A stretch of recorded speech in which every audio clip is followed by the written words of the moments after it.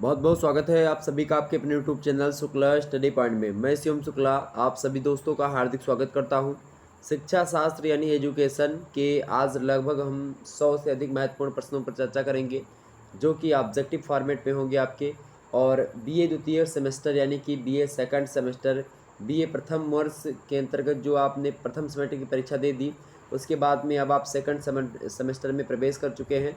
तो second semester में आपकी परीक्षा आने वाली है, तो आपकी परीक्षा में कैसे कैसे प्रश्न पूछे जाएंगे ऑब्जेक्टिव टाइप के, उनको इस वीडियो के माध्यम से मैं बताने का प्रयास करूंगा। एकदम विस्तार से आपको समझाने का प्रयास रहेगा, एक भी प्रश्न आपका छूटेगा नहीं एग्जाम पॉइंट ऑफ व्यू से। ओके, तो ये बात ध्यान रखेंगे। सारे के सारे ऐसे प्रश्न होंगे जो कि चैप्टर वाइज मैं आगे बढ़ूंगा और बताता रहूँगा कि आखिरकार इस किस चैप्टर से कैसे कैसे प्रश्न आपकी परीक्षा में आ सकते हैं। तो आज के वीडियो के लगभग में हम जो है शुरुआत के लगभग 12 चैप्टर के बारे में जो है अध्ययन करेंगे और 12 चैप्टर से महत्वपूर्ण प्रश्नों को मैंने छांटा है और आपके समक्ष प्रस्तुत करने का प्रयास किया है। एक एक स्लाइड में एक एक पेपर यानी कि एक एक चैप्टर के जो है प्रश्नों को मैंने समाहित करने का प्रयास किया है। तो आपको एक प्रकार से पूरे के पूरे सिलेबस का सिनेरियो पता चलेगा, यानी कि पूरे के पूरे सिलेबस को एक प्रकार से आप एक ही वीडियो के माध्यम से जानने वाले। इसके अलावा एक वीडियो मैं और आपको दे दूंगा, वो भी मॉडल पेपर तरीके से होगी। तो उसमें आप जो है 13-14 यानी कि 25 चैप्टर टोटल आप में है और कौन कौन से मैं आपको एक बार बता दे रहा हूँ ताकि आपको कोई दिक्कत ना हो। तो बीए सेकंड सेमेस्टर एजुकेशन यानी शिक्षा शास्त्र का ये सॉल्व मॉडल पेपर आज के वीडियो के अंतर्गत आपके समक्ष आएगा। तो आप सभी लोगों से यही निवेदन है कि सभी दोस्तों के पास अपने वीडियो को शेयर कर दीजिएगा, ताकि किसी भी हमारे भाई बंधु को, हमारे छात्र छात्राओं को, हमारी बहनों को कोई प्रकार की किसी भी प्रकार का कोई दिक्कत या प्रॉब्लम ना हो। ओके, तो सभी दोस्तों के पास अपने शेयर कर दीजिएगा और प्रत्येक व्यक्ति 10-10 जो है अपने घर में जो भी जितने भी फ़ोन हैं सभी से चैनल को सब्सक्राइब करें, वीडियो को लाइक करें, शेयर करें सभी दोस्तों के पास। क्योंकि अगर आप ज़्यादा से ज़्यादा मात्रा में लाइक वगैरह करते हो तो मैं निश्चित तौर पर आपकी परीक्षा तक होते होते बहुत सारे वीडियोज़ आपको दे दूँगा। हालाँकि डीडी यूनिवर्सिटी के पेपर इस समय जो है शुरू हो चुके हैं और इसी श्रृंखला में मैं आपको, और उसमें 40 क्वेश्चन ऑब्जेक्टिव टाइप के पूछे जा रहे हैं। और जैसे प्रथम सेमेस्टर में आप का पैटर्न रहा होगा, ठीक उसी पैटर्न पर आपके सेकंड सेमेस्टर की परीक्षा हो रही होगी। ओके, तो शिक्षा शास्त्र के हम इस वीडियो के अंतर्गत 100 महत्वपूर्ण प्रश्नों पर चर्चा करेंगे। आपके शिक्षा शास्त्र में के पेपर का नाम क्या है, तो पेपर 1 और पेपर 2 दोनों को समाहित करने का प्रयास जो है किया जाएगा। तो आप ये मत सोचिए कि पेपर 1 की ही सर जी तैयारी करवा, जो 104 105 DDU में आता है। इसी प्रकार से किसी किसी यूनिवर्सिटी में 2-2 पेपर, जैसे लखनऊ में यूनिवर्सिटी में 2 पेपर होते हैं या फिर किसी किसी में एक ही होते हैं। अधिकतर विश्वविद्यालय में एक ही पेपर होता है एक सब्जेक्ट का, लेकिन कुछ विश्वविद्यालय ऐसे जहाँ पर 2 पेपर होते हैं। तो 2 पेपर हों आपके, चाहे 3 पेपर हों और चाहे एक ही पेपर हो, सभी के लिए यह लेक्चर बहुत ही ज़्यादा महत्वपूर्ण है। तो बिल्कुल परेशान होने की आपको आवश्यकता नहीं है। आपके पेपर का नाम क्या है? आपके पेपर का नाम है भारतीय शिक्षा प्रणाली का विकास और उस विकास में जो चुनौतियां हमारे सामने आई हैं उनके बारे में। यानी पेपर का टोटली नाम बोले तो भारतीय शिक्षा प्रणाली का विकास एवं चुनौतियां, ये आपके पेपर का नाम है। यानी अंग्रेजी में बोले तो यहाँ पर आपके समझ दिखाई पड़ा होगा development and challenges of IES। आई माने होता है इंडियन, ठीक है, ई माने होता है एजुकेशन और एस माने सिस्टम। तो इंडियन एजुकेशन सिस्टम यानी कि development and challenges of Indian education system, भारतीय शिक्षा प्रणाली का विकास एवं उसमें चुनौतियाँ। किसमें? विकास में बहुत सारी चुनौतियाँ आती हैं, तो उन्हीं चुनौतियों के बारे में भी हमको पढ़ना है। अब मैं आपको थोड़ा सा सिलेबस के बारे में रूबरू करवा दूँ। आपको कुल मिलाकर के जो है 25 चैप्टर पढ़ने हैं। कौन कौन से चैप्टर हैं और उसके बारे में आपको एक बार थोड़ा सा बता दे रहा हूँ। जैसे पहला चैप्टर आपको क्या पढ़ना पड़ेगा, प्राचीन काल में शिक्षा कैसी रही, जैसे कि वैदिक काल में शिक्षा की व्यवस्था कैसी रहने की जो गुरुकुल पद्धति है उसके बारे में खास करके आपको पढ़ना पड़ेगा, गुरुकुल पद्धति के बारे में जानकारी लेनी पड़ेगी। वही दूसरा जो चैप्टर है आपका प्राचीन भारतीय बौद्धकालीन जो शिक्षा है उसके बारे में हमको पढ़ना पड़ेगा, यानी कि एजुकेशन एंसेंट इंडियन जो बौद्धिस्ट पीरियड रहा है उसके बारे में। इसके अलावा जब हम तीसरे चैप्टर में प्रवेश करेंगे तो उसमें हम मध्यकालीन शिक्षा यानी कि मध्यकाल में आप देखेंगे मुस्लिम शिक्षा हो गई, जैसे कि मकतब में और मदरसे में किस प्रकार शिक्षा होती है। तो मेडिवल एजुकेशन, मुस्लिम एजुकेशन के बारे में हमको चर्चा करनी है। वही चौथा चैप्टर जो आएगा आपका सन 1813 ईस्वी से एवं 1833 ईस्वी का जो आज्ञा पत्र है उसके बारे में देखना है, और जो है प्राच्य पाश्चात्य जो विवाद रहा है इसके बारे में हमको यहाँ पर देखना पड़ेगा। ओके, तो एक प्रकार से इसके बारे में देखेंगे। वहीं इसके अलावा जो 5वां चैप्टर होगा उसमें जो मैकाले यानी कि जिसको मैकाले, लॉर्ड मैकाले आप लोग जानते होंगे नाम, बड़ा एक प्रकार से अपने आप को बड़ा ज्ञानी समझता था। आज के भारतीयों का पाला उनसे नहीं पड़ा और उसी समय के भारतीयों से पाला नहीं पड़ा था। वो बड़ा एक प्रकार से संस्कृत के बारे में गलत गलत चीज़ें बोला।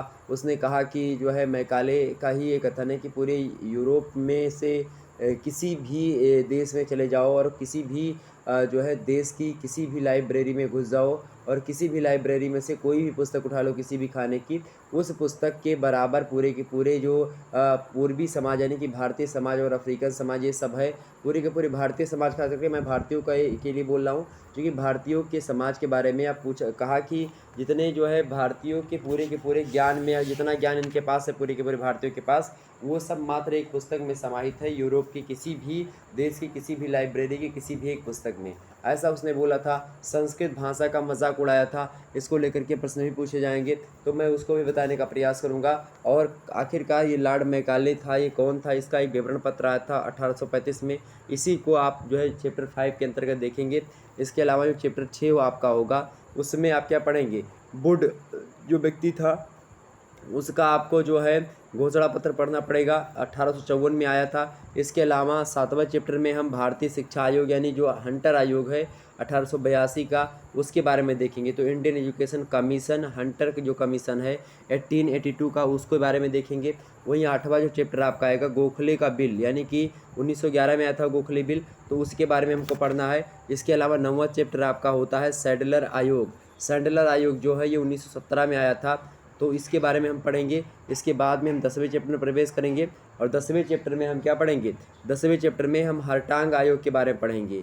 हरटांग आयोग कब आया था, हरटांग आयोग जो है ये कब आया था, ये आया था 1929 में यानी कि 1929 ईस्वी में आया था। फिर उसके अलावा हम इसके अलावा जब 11वें चैप्टर में प्रवेश करेंगे, 11वां चैप्टर आपका क्या होगा, वर्धा शिक्षा योजना यानी कि बुनियादी शिक्षा वर्धा शिक्षा योजना के तहत, और उसमें जो नई तालीम कुछ हैं उसके बारे में देखने का प्रयास करेंगे। इसके अलावा जो 12वां चैप्टर होगा आपका सार्जेंट योजना यानी जो सार्जेंट प्लान है इसके बारे में देखेंगे। इसके बाद में 13वां चैप्टर आपका होता है कौन सा, विश्वविद्यालयी शिक्षा यानी कि यूनिवर्सिटी एजुकेशन कमीशन। कहेंगे तो मैं एक दिन सिलेबस की PDF को एक प्रकार से आपके समक्ष स्क्रीन पर प्रदर्शित करते हुए आपको दिखा दूंगा, तो आप परेशान मत होइएगा, उसके लिए मैं सिलेबस जल्दी बता दूंगा। ओके, हो सकता है 1 आध 2 दिन में आपको बता दिए तो परेशान ना हो उसके लिए। 14वां जो चैप्टर आपका है वो है माध्यमिक शिक्षा आयोग यानी कि जो 1952 से 53 के आसपास आया था, मुदालियर आयोग जिसको कहते हैं माध्यमिक शिक्षा आयोग को, तो उसके बारे में हमको यहाँ पर इसी में देखना है, मुदालियर आयोग के बारे में भी देख लेना है। इसके अलावा आप देखेंगे जो अगला चैप्टर आएगा 15 नंबर चैप्टर, 15वां चैप्टर में हम क्या देखेंगे, शिक्षा आयोग में देखेंगे कोठरी आयोग के बारे में, 1964 से 1966 का जो कोठरी आयोग है इसके बारे में जानेंगे। इसके बाद में हम 16वें चैप्टर में राष्ट्रीय शिक्षा नीति जो 1986 की है उसके बारे में जानना पड़ेगा। इसके अलावा 17 जो चैप्टर होगा आपका 17वें चैप्टर में हम प्रवेश करेंगे और आचार्य राम मूर्ति जो समिति आई थी 1990 में यानी 1990 ईस्वी में, उसके बारे में हम देखेंगे। इसके अलावा जो 18वां चैप्टर होगा जो राष्ट्रीय शिक्षा नीति 1992 में आई, 1992 में आई, उसके बारे में हम देखेंगे। फिर इसके अलावा 19वें चैप्टर में प्रवेश करेंगे और 19वां चैप्टर आपका है राष्ट्रीय ज्ञान आयोग यानी कि नेशनल नॉलेज कमीशन, इसके बारे में पढ़ेंगे। उसके अलावा जब हम 20वें चैप्टर में प्रवेश करेंगे तो हम राष्ट्रीय शिक्षा नीति जो 2020 में लागू हुई अभी 2020 यानी जिसके तहत आपकी परीक्षा सेमेस्टर प्रक्रिया के तहत हो रही है, तो वो जो शिक्षा नीति लागू हुई 2020 की, वो क्या क्या है, नेशनल एजुकेशन पॉलिसी 2020, इसके बारे में हम जानेंगे विस्तार से कि आखिरकार इसमें कौन कौन से ऐसे प्रावधान किए गए हैं जो कि 1992 और 1986 के राष्ट्रीय शिक्षा नीति में नहीं थी। ओके, उसके बारे में और क्या नया है और किस प्रकार से इसमें चीज़ें हैं उसको जानने का प्रयास करेंगे। इसके बाद में जब हम 21वें चैप्टर में पहुँचेंगे मेरे भाई ना, 21वां जो चैप्टर होगा आपका, कौन सा चैप्टर होगा, 21वां जो चैप्टर होगा उसके बारे में जब हम देखेंगे तो हम क्या पढ़ेंगे, 21वें चैप्टर में हम पढ़ेंगे भाई, 21वां चैप्टर आपका होगा पूर्व प्राथमिक शिक्षा, और उसके बारे में जो पूर्व प्राथमिक शिक्षा है यानी कि जो प्री प्राइमरी एजुकेशन है उसके बारे में देखेंगे। और प्री प्राइमरी एजुकेशन में आप देखेंगे कुछ जो प्रॉब्लम्स हैं उन प्रॉब्लम्स के बारे में देखेंगे कि आखिरकार भारत में प्राथमिक शिक्षा में पूर्व प्राथमिक शिक्षा में बहुत ज़्यादा प्रॉब्लम्स से समस्याएं हैं, तो उन समस्याओं के बारे में भी मैं बताने का प्रयास करूंगा। इसके अलावा जो 22 चैप्टर आपका पहुंचेंगे 22वें नंबर चैप्टर में, उसमें हम प्राथमिक शिक्षा एवं उनकी समस्याओं के बारे में देखेंगे। तो वहाँ से प्रश्न आएंगे यानी कि primary education and it's problems, तो इसके बारे में हम देखेंगे यानी कि प्राथमिक शिक्षा और प्राथमिक शिक्षा की क्या क्या समस्याएं हैं। इसके अलावा 23 नंबर जो चैप्टर होगा आपका 23वां चैप्टर, उसमें हम क्या पढ़ेंगे, उसके अंतर्गत हम क्या पढ़ेंगे भाई, उसमें हम माध्यमिक शिक्षा के और उसकी विशेषताओं को मतलब उसकी समस्याओं को पढ़ेंगे भारत की दृष्टि से। वही 24वां जो आपका चैप्टर होगा उसमें हम उच्च शिक्षा के बारे में, यानी उच्च शिक्षा मतलब जो विश्वविद्यालय स्तर पर आपकी शिक्षा है उसके बारे में देखेंगे और विश्वविद्यालय शिक्षा की क्या क्या समस्या है उसके बारे में जानेंगे।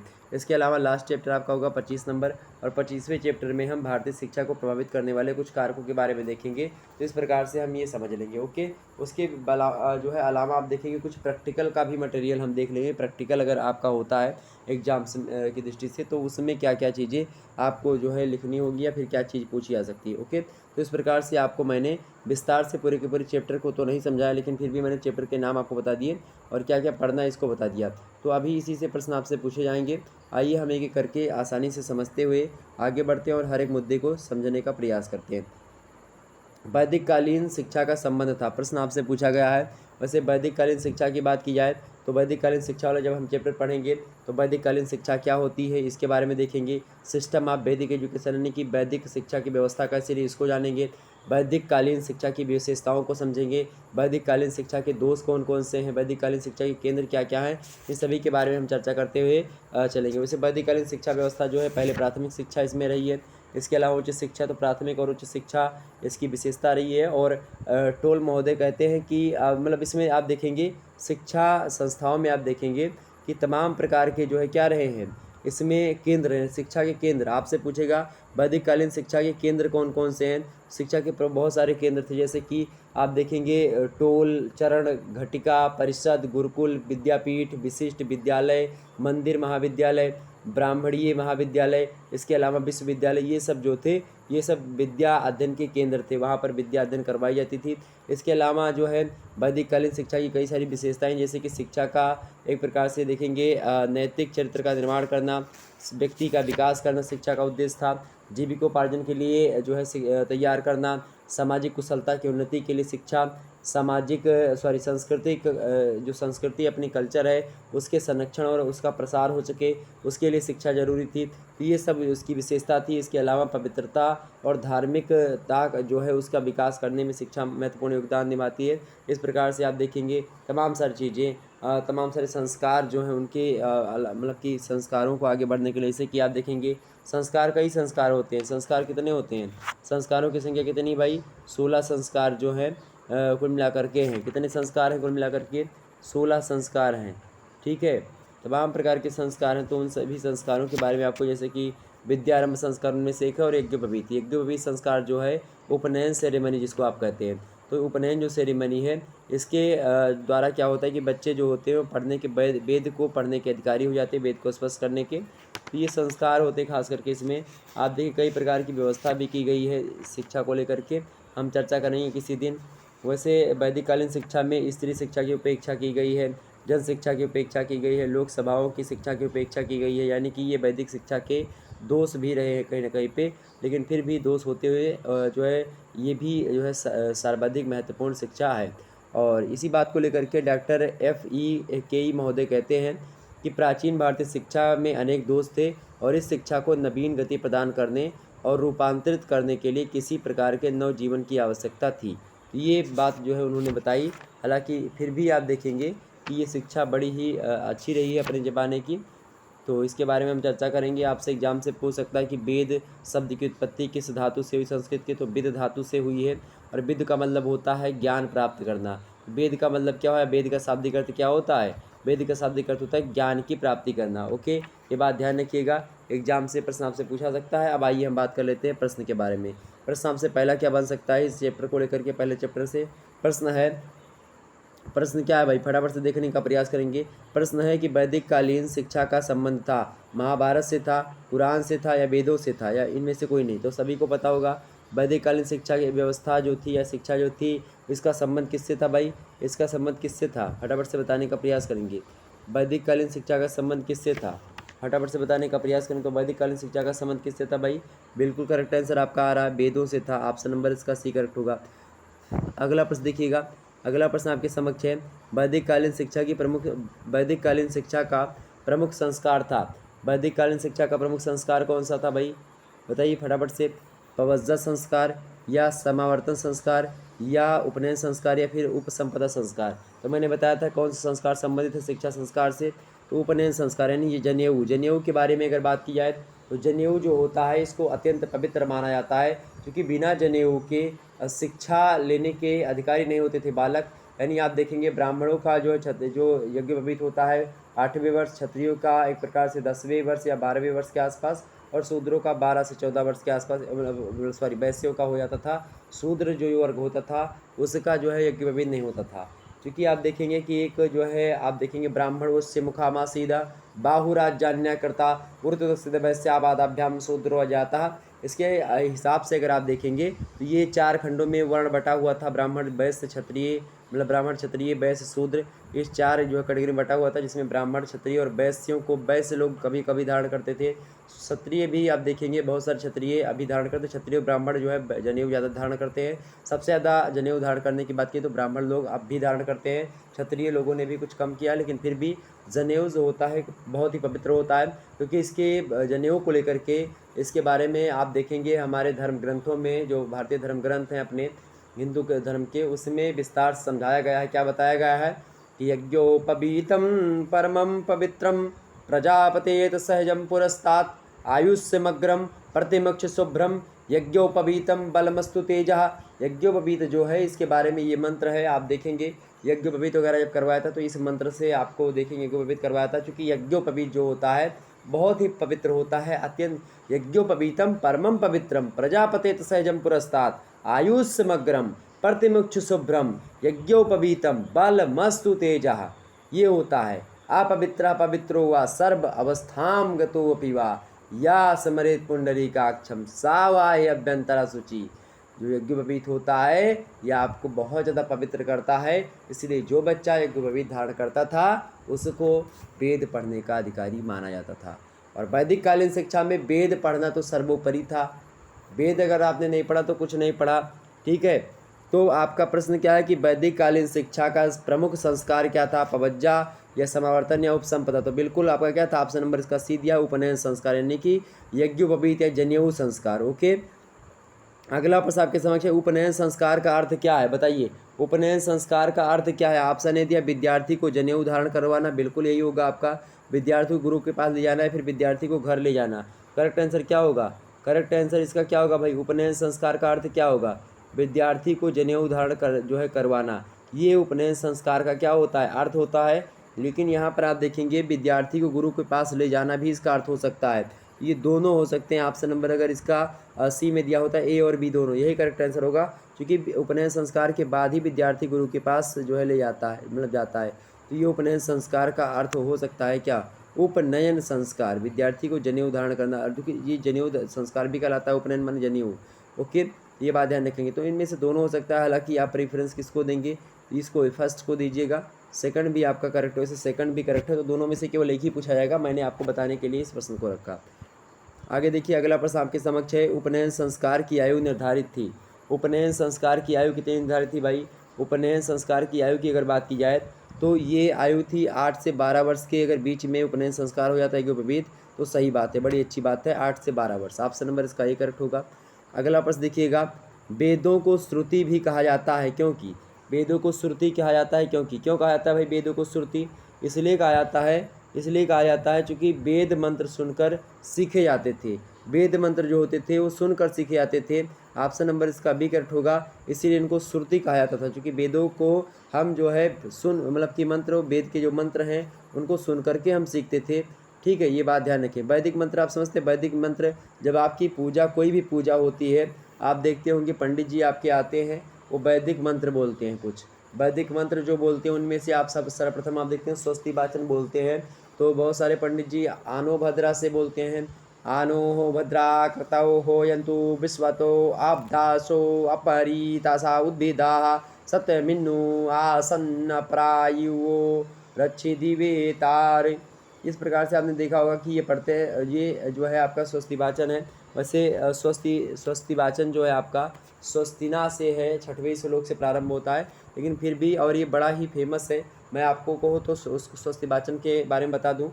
स्वस्ति वाचन जो होता है, इससे क्या होता है कि आपका जो वातावरण होता है उसकी जो हानिकारक गैस है, जो प्रदूषित एक प्रकार से वातावरण है, चाहे वो रेडियोधर्मी प्रदूषण हो, चाहे वायु प्रदूषण, चाहे जल प्रदूषण या नाना प्रकार के जो प्रदूषण आजकल विद्यमान है पूरे के पूरे वातावरण में, उन सभी को समाप्त करने के लिए जो होता है पहले जो है स्वस्ति वाचन पढ़वाया जाता है हल्दी छत हाथ में लेकर के। आपने देखा होगा कोई भी शादी वगैरह का फंक्शन होता है, तिलक वगैरह चढ़ती है, या कथा सुंदर कुछ होता है आपके यहाँ पर सत्यनारायण जी का, या रामायण अखंड, कुछ भी अगर कोई पूजा होती है, बिना जो है उसके होती ही नहीं है। तो बिना उसके पूजा संभव ही नहीं है किसके, स्वस्ति वाचन के। तो स्वस्ति वाचन क्या है?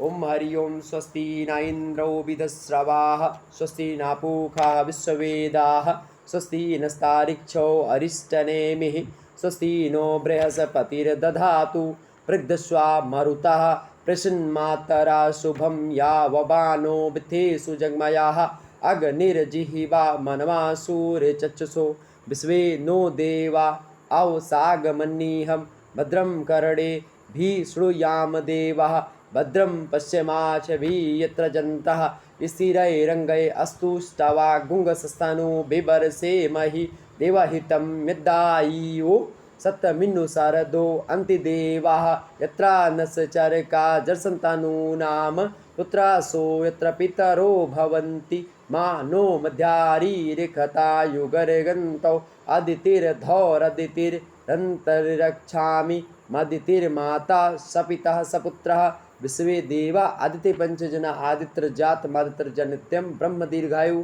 तवाय वालाय वर्चसेषु प्रजापते स्तवाय यथो जीव सरस्वतम यतो यतः समीहसे ततो नो अभयम कुरु सान्नाह कुरु प्रजा भय यत अभयन्ना पशुभया। ये जो होता है शांति शांति शांति सुशांति सर्व शांति भवतु, इसी के लास्ट में शांति पाठ होता है, आप लोगों ने सुना होगा। धौ शांत रंतरिक्ष गुंग शांति पृथ्वी शांति रापा शांति रोषधया शांति वनस्पतया शांति सर्वज्ञम शांति सर्वगुंग शांति रेव शांति सामा शांति रेदि। इस प्रकार से आप लोगों ने सुना होगा। ये जो है ये वैदिक कालीन शिक्षा में आप देखेंगे, ये वेदों के श्लोक हैं जो मैंने आपके समक्ष सुनाए। तो ये सबसे वो था, कॉमन है, प्रचलित है पूरे के हर एक जो है पूजा स्टार्ट होने से पहले यही मंत्र जो होता है पंडित जी लोग बोलते होंगे, आप लोगों ने देखा होगा। क्योंकि मुझे तो पूरा ये तब याद, मतलब कि ये सब तो पूरा याद ही शुरुआत से ही, क्योंकि जो है मैं भी इस लाइन से था। तो ये चीज़ जो है कहीं ना कहीं पे आप देखेंगे वैदिक कालीन शिक्षा थी। तो अभी भी आप देखेंगे जो व्यक्ति पढ़ने वगैरह आते तो उसमें चीज़ें बताई जाती हैं। तो ये बताइए, तो वेदों को इसको ये जो मंत्र होते थे जो मैंने आपको बताया, ये सब पढ़ कर, मतलब कि ये आप पढ़ करके अगर सीखना चाहोगे तो उतना ज़्यादा नहीं सही तरीके से सीख पाओगे। वेदों को, वेदिक मंत्र जो होते हैं उनको सुनने से आपको ज़्यादा आता है। ओके, ये बात ध्यान रखेंगे। अगला प्रश्न देखिएगा, ब्राह्मणीय शिक्षा का जन्म हुआ था। ब्राह्मणी शिक्षा का जन्म हुआ था, बताइए ब्राह्मणी शिक्षा का जन्म हुआ था वैदिक काल में हुआ था। ऑप्शन ए, ऑप्शन बी है मध्यकाल में हुआ था, ऑप्शन सी आधुनिक काल में, ऑप्शन डी है इनमें से कोई नहीं। करेक्ट आंसर क्या होगा? ब्राह्मणी शिक्षा का जन्म हुआ था, बताने का प्रयास करें फटाफट से। वैदिक काल में ब्राह्मणी शिक्षा का जो है शिक्षा का जन्म कब हुआ? वैदिक काल में। ऑप्शन नंबर इसका ये करेक्ट होगा। अगला प्रश्न देखिएगा, वैदिक कालीन शिक्षा का प्रमुख केंद्र था। वैदिक कालीन शिक्षा का प्रमुख केंद्र क्या था भाई? बताने का प्रयास करेंगे। नालंदा, जगदला या फिर तक्षशिला, विक्रमशिला। वैदिक कालीन शिक्षा का प्रमुख केंद्र क्या था? वैदिक कालीन शिक्षा का जो प्रमुख केंद्र रहा है इनमें से वो रहा तक्षशिला। ऑप्शन नंबर इसका डी करेक्ट होगा। ओके, अगला प्रश्न देखिएगा, अगला प्रश्न आपके समक्ष है। अगला प्रश्न है, वैदिक कालीन गुरुकुलों में शिक्षा सत्र शुरू होता था। वैदिक कालीन गुरुकुलों में शिक्षा सत्र शुरू होता था, बताने का प्रयास करेंगे। कब शुरू होता था भाई? कब शुरू होता था? श्रावण मास की पूर्णिमा से, या पौष मास की अष्टमी से, या फिर जो है पौष मास की नवमी से, या ऑप्शन डी दिया है इनमें से कोई नहीं। बताने का प्रयास करें। तो वैदिक कालीन गुरुकुलों में जो शिक्षा का सत्र शुरू होता था ये इनमें से कोई नहीं ऑप्शन में दिया है। ऑप्शन नंबर इसका डी करेक्ट होगा। अगला प्रश्न देखिएगा, अगला प्रश्न इसी में देखिएगा मेरे प्यारे दोस्तों। तो मैंने इसका क्या बोल दिया? वैदिक कालीन गुरुकुलों में शिक्षा का सत्र शुरू होता था श्रावण मास की पूर्णिमा से शुरू होता था। कब श्रावण मास की पूर्णिमा शुरू होता था? मैंने इनमें से कोई नहीं बोल दिया था क्या? ये थोड़ा सा गड़बड़ी हो गई थी, उसके लिए माफ़ी चाहेंगे। ये जो ऑप्शन नंबर क्या होगा? ए ऑप्शन होगा इसका। श्रावण मास की पूर्णिमा जो है वहाँ से वैदिक कालीन गुरुकुलों में शिक्षा सत्र शुरू होता था। आपको यहाँ पर ये भी बता दिया जाए कि वैदिक कालीन समय में आप देखेंगे जो है शिक्षा का सत्र शुरू होता था श्रावण महीने की पूर्णिमा को शुरू होता था, और वो जो है इसे ही हम उपाकर्म या श्रावणी समारोह से आरंभ करते थे, और पौष महीने की पूर्णिमा जो होती थी उसको हम उत्सर्जन करते थे। तो उपाकर्म जो होता था वो जो है आरंभ कहा जाता था, और जो पौष महीने की जो पूर्णिमा होती है उसको उत्सर्जन समारोह के साथ जो है हम उसको उत्सर्जन कहा जाता था, यानी कि वो भी एक प्रकार से जैसे कि जो है खात्मा जिसको आप बोलते हो, विदाई हो गई स्कूल से, तो वो चीज़ यानी शुरुआत श्रावण महीने की पूर्णिमा से, और जो है अस्त मतलब कि कब समाप्त होती शिक्षा, पौष महीने की पूर्णिमा को समाप्त होती थी। ये बात ध्यान रखेंगे। और वैदिक कालीन युग में छात्रों को दंडित करने की भी आवश्यकता नहीं पड़ती थी, क्योंकि शारीरिक दंड तो निषिद्ध था, लेकिन दंड के रूप में उपदेश, उपवास, जो है समझाना बुझाना, ये सब दिया जाता था दंड के स्वरूप में। इस प्रकार चीज़ें। और आप देखेंगे कि गुरुकुल में जब बालक शिक्षा समाप्त कर लेता था तब उसे घर लौटने के लिए संस्कार कराया जाता था। उस संस्कार को हम समावर्तन संस्कार कहते हैं। तो ये दो संस्कार जो है विद्यारंभ से जो है एक विद्यारंभ संस्कार में मतलब कि दो आते हैं मुख्य रूप से, एक उपनयन संस्कार हो गया और एक होता है आपका ये वाला संस्कार, यानी कि समावर्तन। समावर्तन संस्कार मतलब क्या होता है कि गुरु के आश्रम से गृहस्थ जीवन में प्रवेश करना, ये समावर्तन जो है संस्कार कहलाता है। आप देखिए बच्चे जब विद्याधन कर लेते हैं उनको घर भेजा जाता है, तो उसी घर आने की जो प्रक्रिया होती है उसी को समावर्तन संस्कार कहते हैं। एग्जाम्स में आपसे प्रश्न पूछ सकता है, वो के बात ध्यान रखेंगे। और कहीं ना कहीं पे आप देखेंगे वैदिक कालीन शिक्षा में जनसाधारण की शिक्षा की उपेक्षा की गई है। ये इसकी एक प्रकार समस्या भी रही है। कहीं ना कहीं पे आप देखेंगे स्त्रियों के प्रति, शूद्रों के प्रति थोड़ा बहुत इसमें देखेंगे तो जो है दो अक्खी, या एक प्रकार से बोल सकते हैं कि जो है दूसरे तरीके से व्यवहार किया गया। उतना ज़्यादा जो है उस तरीके से व्यवहार भी नहीं, लेकिन फिर भी जो है थोड़ा सा दूसरे प्रकार का व्यवहार आज के समय के हिसाब से, उस समय की स्थिति वैसी नहीं थी, लेकिन फिर भी जो है उसके हिसाब से एक समस्या ही आज मानी जा रही है। वो तो बिल्कुल समस्या ही है, ये बात ध्यान रखेंगे। और वैदिक काल में छात्रों के लिए ब्रह्मचर्य आश्रम में जब बच्चे शिक्षा ग्रहण करते थे, तो उस समय का आश्रम अगर आपसे पूछे तो ब्रह्मचर्य आश्रम में वो शिक्षा ग्रहण करते थे। 4 आश्रम होते हैं, ब्रह्मचर्य आश्रम, उसके बाद में गृहस्थ आश्रम, और उसके बाद में आप देखेंगे वानप्रस्थ, और उसके बाद में आपका संन्यास आश्रम। तो जब ब्रह्मचर्य आश्रम आपका रहता है 0 से 25 साल, तो उसमें आप शिक्षा ग्रहण करते हैं। 25 साल के बाद में आपका समावर्तन संस्कार होता है, आप जो है विद्यारंभ के बाद में घर पर लौटते हैं, और इसी प्रक्रिया को समावर्तन संस्कार कहते हैं। इसके उपरांत में आपका यहीं से समावर्तन संस्कार के उपरांत ही आपका दूसरा आश्रम प्रारंभ हो जाता है, यानी कि जो आपका गृहस्थ आश्रम होता है उसमें आप प्रवेश करते हैं। तो इस प्रकार से कुछ बातें थी जो कि मैंने आपको बता दिया। ये जो है चैप्टर को लेकर के इम्पोर्टेंट चैप्टर है पहला, एग्जाम से बहुत ज़्यादा प्रश्न यहाँ से आते हैं। अगला प्रश्न आपके समक्ष है, वैदिक काल में विभिन्न विषयों द्वारा प्राप्त ज्ञान का मूल्यांकन किया जाता था। सत्य की कसौटी पर, या नीति शास्त्र की कसौटी पर, या तर्क शास्त्र की कसौटी पर, या इनमें से कोई नहीं। फटाफट से बताने का प्रयास करेंगे। तो वैदिक काल में विभिन्न विषयों के द्वारा प्राप्त ज्ञान का मूल्यांकन जो किया जाता था वो तर्क शास्त्र की कसौटी पर किया था। किसकी?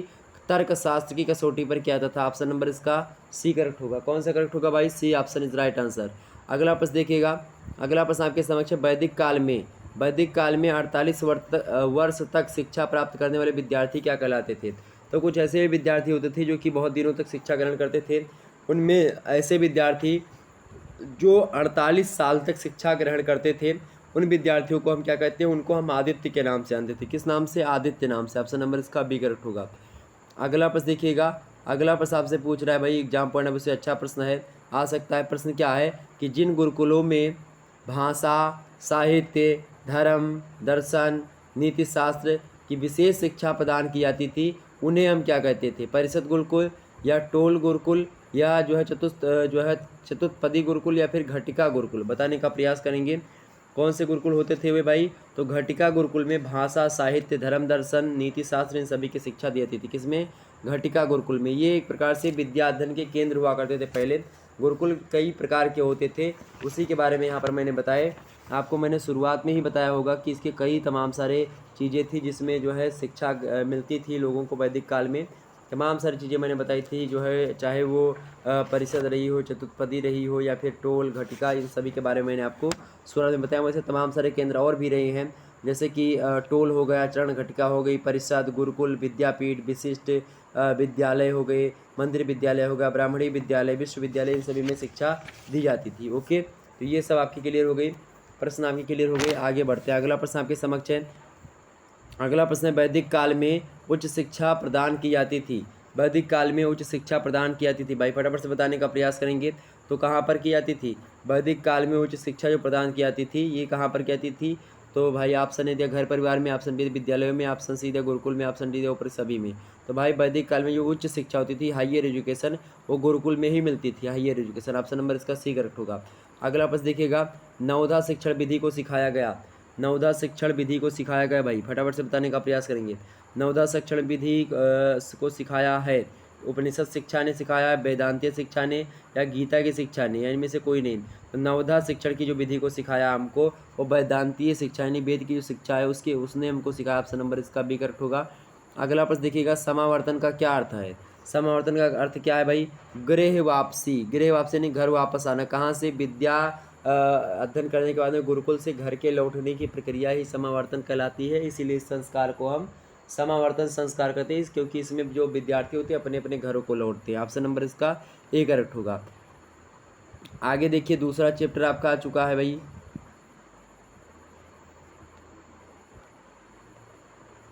अगला चैप्टर आपका है, वैसे मैं आप चैप्टर वगैरह का नाम वैसे बताऊंगा नहीं, हालांकि भारतीय मतलब प्राचीन भारतीय बौद्धकालीन शिक्षा यानी कि education ancient Indian Buddhist period वाला जो है ये, उसके बारे में बता रहा हूँ। तो यहाँ पर आप जो है शिक्षा व्यवस्था कैसी है, शिक्षा की विशेषताएँ, शिक्षा के दोष भी रहे बौद्धकालीन शिक्षा के, और इसका तुलनात्मक चीज़ें और आधुनिक शिक्षा में इसकी क्या देन है, शिक्षा प्रणाली में क्या क्या चीज़ें, इसके बारे में हम देखेंगे। प्राथमिक शिक्षा उच्च शिक्षा भी रही इसमें, शैक्षिक संस्थाएं भी कई सारी रही हैं इसमें। जैसे कि आप देखेंगे वैदिक काल में या फिर बौद्ध काल में आप देखेंगे तमाम सारी शिक्षा के साधन केंद्र थे, जैसे कि नालंदा हो गया विश्वविद्यालय, वल्लभी, विक्रमशिला, और इसके अलावा जो है ओदंतपुरी, मिथिला, जगद्दल और नदिया, ये सब उच्च शिक्षा के प्रसिद्ध केंद्र माने जाते थे। नालंदा विश्वविद्यालय में जैन धर्म, बौद्ध धर्म और वैदिक धर्म, वेद, व्याकरण, ज्योतिष, इन सभी विषयों की शिक्षा दी जाती थी। वल्लभी विश्वविद्यालय पूर्वी काठियावाड़ में है, वला नामक स्थान पर स्थित था, और यह पश्चिमी भारत का प्रमुख शिक्षा का केंद्र रहा है। ठीक है, और जो के लिए शिक्षा के लिए विश्व में विख्यात है। विक्रमशिला विश्वविद्यालय की बात किया है तो उत्तरी मगध में गंगा नदी के तट पर एक सुंदर पहाड़ी पर स्थित है, और इस विश्वविद्यालय में 108 भिक्षु और 3000 छात्र थे उस समय। इसके अलावा तमाम नदिया विश्वविद्यालय जो है पूर्वी बंगाल में है, नदिया नदी के तट पर है। ठीक है, इस विद्यालय में, नदिया विश्वविद्यालय में राजा लक्ष्मण सेन थे, उनके संरक्षण में बनवाया गया था, और इसी प्रकार से 11वीं शताब्दी के आसपास। ओके, तक्षशिला विश्वविद्यालय जो है ये रावलपिंडी से लगभग 20 मील की दूरी पर पश्चिम में स्थित है, और प्रसिद्धि की पराकाष्ठा पर ये था उस समय। राजनीति में आप देखेंगे चाणक्य अर्थशास्त्री, कौटिल्य, बुद्ध के चिकित्सक, जीवक, चंद्रगुप्त की जो है एक प्रकार से पुष्यमित्र, ये सब जो है कहीं ना कहीं विश्वविद्यालय, इसी विश्वविद्यालय से निकले थे। तो ये तमाम प्रकार की चीज़ें थी। इसके बारे में व्यावसायिक शिक्षा, स्त्री शिक्षा, इसके बारे में बताई जाती है। इसकी विशेषता ये थी कि बौद्ध धर्म का प्रचार, इस शिक्षा के द्वारा बौद्ध धर्म का प्रचार किया गया। जीवन के लिए तैयार की गई शिक्षा ये नैतिक चरित्र का निर्माण करती थी, व्यक्तित्व के विकास करने में सहायता प्रदान करती थी, ये चीज़ें। ओके, ये सब चीज़ें इसमें आप देखेंगे। पवज्जा संस्कार, पवज्जा संस्कार जो होता है, पवज्जा मतलब होता है बाहर जाना, और ये संस्कार उन बालकों के लिए होता था जो अपना परिवार एवं अब तक की सभी क्रियाकलापों यानी कि स्थिति का त्याग कर मठों में सन्यासी बनकर प्रवेश करते थे, वे होते थे। और संस्कार 8 वर्ष के कम आयु के बालकों का नहीं होता था। इसका उदाहरण बात ये विनय पिटक में आप देखेंगे मिलता है। तो वही आपसे प्रश्न पूछा रहा है कि पवज्जा संस्कार के लिए जो है कम से कम कितनी आयु होनी चाहिए। तो पवज्जा संस्कार के लिए कम से कम 8 वर्ष की आयु होनी चाहिए। कितनी भाई? 8 वर्ष की आयु होनी चाहिए। पवज्जा संस्कार के लिए लगभग 8 वर्ष की आयु होनी चाहिए, ऐसा ये मानता है कौन? बौद्ध, मतलब फिर पवज्जा संस्कार जो होता है बौद्ध संस्कार है एक प्रकार से। तो 8 वर्ष, ऑप्शन नंबर इसका बी करेक्ट होगा। अगला प्रश्न आप देखिएगा। अगला प्रश्न है, बौद्ध काल में शिक्षा प्रदान की जाती थी। बौद्ध काल में शिक्षा प्रदान की जाती थी, भाई फटाफट से बताने का प्रयास करें। मंदिरों में, गुरुकुलों में, या मठों एवं बिहारों में? बताइए। तो बौद्ध काल में शिक्षा जो प्रदान की जाती थी वो मठों और बिहारों में जो है शिक्षा दी जाती थी। ऑप्शन नंबर इसका सी करेक्ट होगा। अगला प्रश्न देखिएगा, आपके एग्जाम्स में आ सकता है। प्रश्न क्या है कि बौद्धकालीन शिक्षा का प्रधान उद्देश्य था। बौद्धकालीन शिक्षा का प्रधान उद्देश्य क्या था भाई? इसका उद्देश्य था कि निर्वाण की प्राप्ति कर। निर्वाण मतलब, निर्वाण देखिए, जो बौद्धकालीन शिक्षा है वो निर्वाण यानी कि निर्वाण मतलब ही एक प्रकार से मोक्ष ही होता है। हिंदू में शिक्षा का मतलब क्या होता है? मोक्ष प्राप्ति। जैन में आप देखिए कैवल्य और बौद्धों में निर्वाण। इसमें मतलब ये तीनों शब्द जो है कहीं ना कहीं पे ये एक धर्म विशेष के लिए प्रयुक्त किए गए हैं, लेकिन फिर भी अगर बात की जाए ये तीनों शब्द कहीं ना कहीं पे एक दूसरे के समानार्थी ही प्रयोग होंगे अलग अलग धर्म के हिसाब से, इसीलिए थोड़ा सा इसको मैंने आपको बता दिया। ओके, ये बात ध्यान रखेंगे। मोक्ष जो होता है जीवन के आवागमन के बंधन से मुक्त हो जाना, कैवल्य मतलब निर्वाण मतलब वही होता है। तो बौद्धकालीन शिक्षा का प्रधान उद्देश्य था कि जीवन में निर्वाण की प्राप्ति की जाए। ओके, यानी कि धर्म अर्थ, हिंदू धर्म के अनुसार अगर बात की मोक्ष के बारे में तो 4 पुरुषार्थ होते हैं। आपके एग्जाम से अगर पुरुषार्थ पूछे कितने होते हैं तो 4 पुरुषार्थ होते हैं। धर्म अर्थ काम और मोक्ष, ये 4 पुरुषार्थ होते हैं जीवन में। तो धर्म अर्थ और काम ये 3 की पूर्ति अगर आपने अच्छे तरीके से कर ली तो आपको मोक्ष की प्राप्ति होगी। कहने का मतलब अगर आपने धर्म अच्छे थे, धर्म माने वो क्या होता है, आपको कार्य करने की आपकी शैली जो है वो धर्म आपके डिनोट करता है, निर्धारित करता है।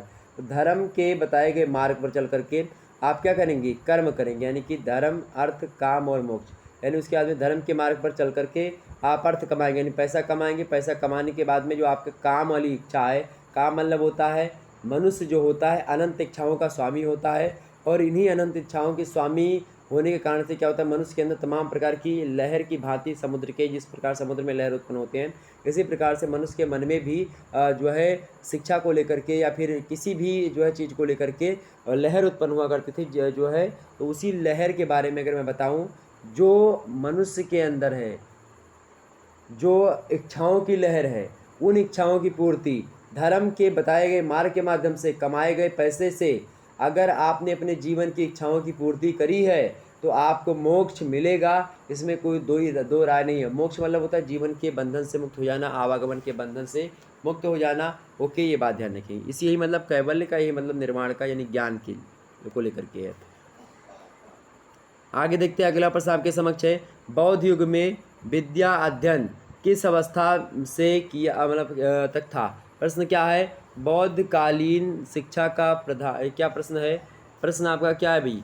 प्रश्न आपका है कि बौद्ध युग में विद्या अध्ययन किस अवस्था से किस अवस्था तक होता था? 5 से 25 वर्ष तक, या 6 से 25 वर्ष, या 8 से 30 वर्ष? बताने का प्रयास करेंगे।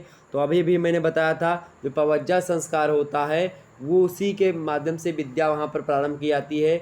8 साल का जब बच्चा हो जाता है उसके बाद में उसको जो है मठों बिहारों में भेजा जाता है, तो वो 8 से लेकर के 30 साल की आयु तक जो है वो पढ़ता है। ऑप्शन नंबर इसका सी करेक्ट होगा। अगला प्रश्न देखिएगा, अगला प्रश्न है, बौद्ध मठों में किस प्रकार मतलब किस संस्कार के बाद शिक्षा प्राप्त करने का अधिकार मिलता था? तो बौद्ध मठों में जो है एक प्रकार से पवज्जा जो संस्कार होता था उसके बाद ही शिक्षा का अधिकार मिलता था बच्चों को। तो ऑप्शन नंबर इसका बी करेक्ट होगा, पवज्जा संस्कार। ओके, पवज्जा। अगला प्रश्न आपके समक्ष है, किस संस्कार के बाद बौद्ध भिक्षु या बौद्धिक भिक्षु के रूप में संघ में प्रवेश मिलता था? तो कौन से संस्कार के बाद में, किस संस्कार के बाद बौद्धिक भिक्षुओं के रूप में संघ में प्रवेश मिलता था? इसमें तो उपसंपदा संस्कार अगर हो गया जिसका, उस उपसंपदा संस्कार के बाद बौद्धिक भिक्षु के रूप में संघ में प्रवेश मिलता था छात्रों को। कौन संस्कार है? उपसंपदा संस्कार। ऑप्शन नंबर इसका बी करेक्ट है। कौन संस्कार है भाई? उपसंपदा संस्कार। ऑप्शन नंबर इसका बी। अगला प्रश्न देखिएगा, अगला प्रश्न आपके समक्ष है, निम्न में से कौन सी भाषा बौद्ध युग में शिक्षण का माध्यम थी या था? बताइए, बताने का प्रयास करिए, थी या थी? निम्न में से कौन सी भाषा बौद्ध युग में शिक्षण माध्यम थी?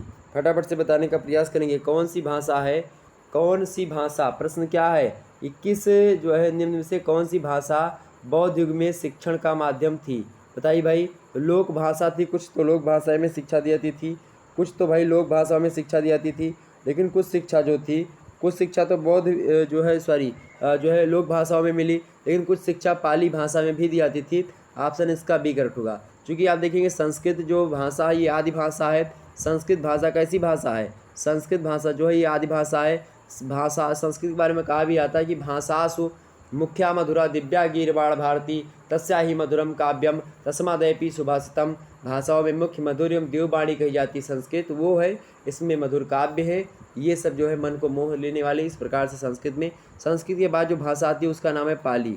संस्कृत के बाद भाषा आती है, संस्कृत का ही बिगड़ा रूप बोल सकते हो पाली। यानी कि जैसे संस्कृत में एक शब्द है धर्म, और इसी धर्म का अगर बात की है जो है पाली भाषा में तो उसको क्या बोला जाता था? धम बोला जाता था। ओके, ये बात ध्यान रखेंगे। पाली में आकर के धम्म हुआ। प्राकृत इसके बाद में आती है भाषा, प्राकृत में ही ये धम्म बना रहा।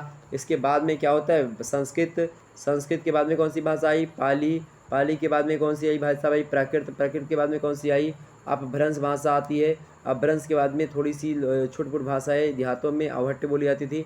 इसके बाद में हिंदी भाषा का एक प्रकार से विकास होता है जो कि हम और आप लोग पढ़ रहे हैं। तो इस प्रकार से यहाँ पर ये चीज़ें हैं। तो आपसे प्रश्न क्या पूछा गया है, प्रश्न पूछा गया है कि किस भाषा का प्रयोग जो है बौद्ध युग में शिक्षण देने में किया जाता था। तो भाई लोक भाषा और पाली भाषा, ऑप्शन बी करेक्ट होगा। अगला प्रश्न है प्राचीनतम विश्वविद्यालय था, प्राचीनतम विश्वविद्यालय में से कौन सा था, वल्लभी विश्वविद्यालय, तक्षशिला विश्वविद्यालय या विक्रमशिला विश्वविद्यालय। निम्न में से कौन सा विश्वविद्यालय सबसे पुराना था या प्राचीन था। तक्षशिला जो विश्वविद्यालय है इनमें से ये सबसे पुराना, ऑप्शन नंबर इसका बी करेक्ट होगा। अगला प्रश्न देखिएगा, अगला प्रश्न आपके समक्ष है प्राथमिक शिक्षा में वर्णमाला के ज्ञान के हेतु कौन सी बाल पोथी पढ़ाई जाती थी, बताने का प्रयास करेंगे। प्राथमिक शिक्षा में वर्णमाला के ज्ञान के लिए यानी कि जिसके बच्चों को वर्णमाला का ज्ञान हो तो कौन सी बाल पोथी पढ़ाई जाती थी भाई, तो सिद्धरस्तु पढ़ाई जाती थी। क्या सिद्धरस्तु जो पढ़ लेता था उसको जो है वर्णमाला का ज्ञान हो जाता था। ओके, ऑप्शन नंबर इसका ए करेक्ट होगा। अगला प्रश्न देखिएगा, बौद्ध काल में विद्यार्थी को सिद्धरस्तु, बौद्ध काल में विद्यार्थी को सिद्धरस्तु नामक बाल पोथी के माध्यम से कितने अक्षरों का ज्ञान प्रदान किया जाता था, बताइए कितने अक्षरों का ज्ञान प्रदान किया जाता था। कितने अक्षर थे उसमें, 41 थे, 26 थे या 49 थे। तो भाई कितने थे, 49 अक्षर थे। कितने अक्षर थे, 49 अक्षर थे। ऑप्शन नंबर इसका सी करेक्ट होगा। अगला प्रश्न देखिएगा, नालंदा विश्वविद्यालय में किन देशों के छात्र अध्ययन करते थे। नालंदा विश्वविद्यालय में किन किन क्षेत्रों से या फिर किन किन देशों से लोग पढ़ने आया करते थे। इंग्लैंड के या फिर चीन, जावा, ब्रह्मा के या अमेरिका के या फ्रांस के। भाई तो चीन से भी लोग आते थे क्योंकि बगल में था नालंदा, तो चीन के लोग बहुत सारे यहाँ से पढ़े। जावा द्वीप जो है, ब्रह्मा जो एक प्रकार से है जगह है वहाँ से, तो ये सभी जो है चीन के एरिया से और जो है जापान वगैरह के, या फिर जापान बोल रहा हूँ, इंडोनेशिया का जो जावा सुमात्रा द्वीप है यहाँ से जो है लोग पढ़ने यहाँ के लिए आया करते थे। कहाँ पर भाई, ये नालंदा विश्वविद्यालय में। आपने नाम तो सुना होगा नालंदा का, ऑप्शन नंबर इसका बी करेक्ट होगा। अगला प्रश्न आपके समक्ष है, बौद्ध काल में शिक्षा का अर्थ था। बौद्ध काल में शिक्षा का अर्थ क्या था भाई, ज्ञान प्राप्ति या निर्माण प्राप्ति या मोक्ष प्राप्ति या फिर अविद्या का नाश, बताइए। तो बौद्ध काल में शिक्षा का तात्पर्य क्या था, निर्माण प्राप्ति। ये लोग निर्माण प्राप्ति के लिए शिक्षा करते थे। ऑप्शन नंबर इसका बी करेक्ट होगा। अगला प्रश्न आपके समक्ष है, बौद्ध शिक्षा के प्रवर्तक थे। बौद्ध शिक्षा के प्रवर्तक कौन है, गौतम बुद्ध, कपिल या फिर व्यास या फिर अरविंद घोष।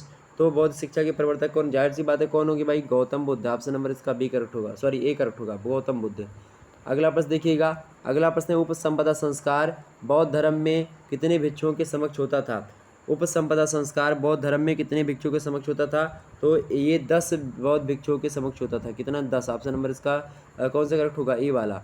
उपसंपदा संस्कार बौद्ध धर्म में कितने भिक्षुओं के समक्ष होता था, ये 10। ठीक है, ऑप्शन नंबर इसका ए करेक्ट होगा। इस प्रकार से मैंने आपको बताया। पवज्जा से मतलब क्या होता है, पवज्जा मतलब होता है मठ में प्रवेश का संस्कार। ओके, ये बात ध्यान रखिएगा, एग्जाम पढ़ना से बहुत ही महत्वपूर्ण है। अगर आपसे पूछे कि बौद्ध शिक्षा के प्रमुख केंद्र कौन कौन से थे, तो संघ या मठ और विहारों में शिक्षा दी जाती थी, ये बात ध्यान रखिएगा। एग्जाम से अगर पूछे आपसे कि बौद्ध काल में प्रसिद्ध विश्वविद्यालय कौन सा था, नालंदा विश्वविद्यालय जो था, ये जो है ये बौद्ध काल में सबसे प्रसिद्ध विश्वविद्यालय की श्रेणी में आता है। ओके, ये सब चीज़ें आपके समझ में आ गई, क्लियर हो गई, कोई दिक्कत की बात नहीं होनी चाहिए। ओके, अच्छा एक प्रश्न और आपसे मैं बता दूं कि उपसंपदा संस्कार जो होता था ये संघ में जो है कितने वर्ष के बाद होता था, तो ये 12 वर्ष की आयु तक शिक्षा ग्रहण करने के बाद में व्यक्ति का उपसंपदा संस्कार जो है होने के लायक बच्चा होता था। जब वो 8 साल में प्रवेश करता था, उसके बाद में 12 वर्ष की जब आयु उसकी हो जाती थी, 8 साल के बाद में 4 साल पढ़ लेता था, उसके बाद में जो है इसको मिलती थी, मतलब इस संस्कार को कराया जाता था, कौन सा, उपसंपदा संस्कार। समझ में आ गई बातें। अगर आपसे अगर पूछे कि जो है आपसे पूछे कि पवज्जा संस्कार या प्रवज्जा संस्कार वैदिक काल के किस संस्कार से मिलता जुलता है, या फिर उसकी कॉपी बोले तो कौन सा संस्कार है जो कि मिलता जुलता है भाई, किस संस्कार से मिलता जुलता है, तो जो अपना समावर्तन संस्कार है ना, समापवर्तन जो संस्कार है उसी से जो है साम्य रखता है। कौन सा, वैदिक काल का जो है वो प्रवज्जा जो संस्कार है, प्रवज्जा, तो प्रवज्जा संस्कार समावर्तन से संबंध रखता है। ऑप्शन नंबर इसका अगर आपसे पूछेगा तो ऑप्शन देगा तो आप उसी के हिसाब से मारिएगा। ओके, आगे देखते हैं अगले प्रश्न की ओर।